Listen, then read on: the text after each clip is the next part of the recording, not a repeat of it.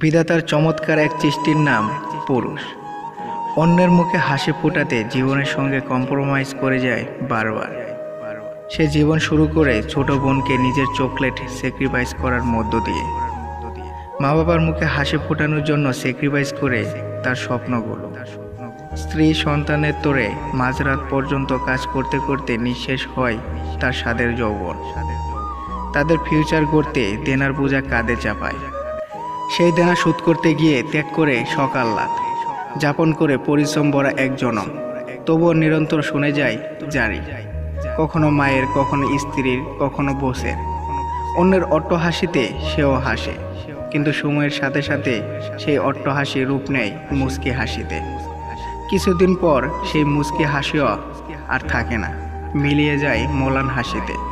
আপনজনের অট্টহাসিতে সেও হাসতে চায়, কিন্তু হাসি আসে না।